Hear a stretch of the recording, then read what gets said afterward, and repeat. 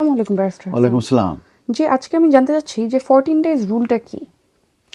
14 days rule বলতে সেটাই বোঝায়, এটি মূলত অ্যালাউ করে থাকে হোম অফিসকে ডিসরিগার্ড করার ক্ষেত্রে যদি কোনো শর্ট পিরিয়ড অফ ওভারস্টিং থাকে কোনো ইন্ডিভিজুয়ালের জন্য, এবং এটা মেনটেন করতে সাহায্য করে কন্টিনিউটি অফ দেয়ার রেসিডেন্স। আর এটা মূলত প্রিভেন্টিং করে থাকে 10 ইয়ার্স যে ক্লক আছে সেটা ফ্রম রিসেটিং। তো এই 14 years rule specially under paragraph 39E of the immigration rules, এটা applicable to A 10 years lawful residence অ্যাপ্লিকেশনের ক্ষেত্রে, এবং এটা অপারেট করে থাকে as a narrow exception rather than an automatic right.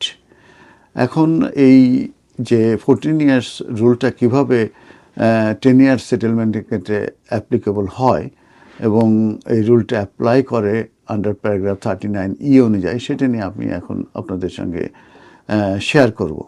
Application যদি within 14 days of visa expire, মানে কারো ভিসা যদি এক্সপায়ার হওয়ার পরে 14 ডেজের মধ্যে যদি অ্যাপ্লিকেশন করে, এবং সেক্ষেত্রে তার যে প্রিভিয়াস লিভ যদি এক্সপায়ার করে এবং তাকে যদি সে যদি একটি নতুন অ্যাপ্লিকেশন সাবমিটেড করে উইদিন 14 ডেজের ভিতরে, হোম অফিস কিন্তু সেক্ষেত্রে ডিসরিগার্ড, এখানে ডিসরিগার্ড করতে পারে যে গ্যাপটা হয়ে গেল এই যে 14 ডেজ, যদি সেক্ষেত্রে গুড রিজনিং থাকে এবং সেটা যদি তার বিয়ন্ড কন্ট্রোল হয়ে থাকে, যেটা প্রিভেন্টেড করে থাকে অ্যান ইন টাইম অ্যাপ্লিকেশন।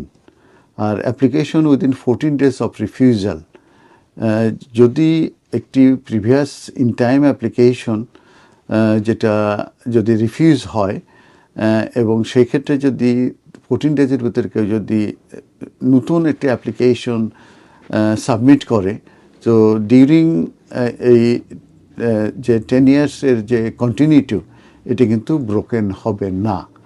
আর এক্ষেত্রে এভিডেন্স অবশ্যই তাদেরকে সাবমিট করতে হবে যে এই গুড রিজনিং কেন সে ডিলে করলো, সেক্ষেত্রে হসপিটাল রেকর্ড কেন, proof of forces majeure for the delay, এগুলো।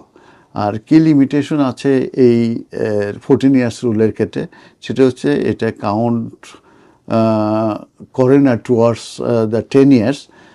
যদি 14 ডেজ রুল যদি স্টপ করে থাকে 10 years clock from resetting to zero, সেক্ষেত্রে কিন্তু এটা কাউন্ট হয়ে থাকে না। আর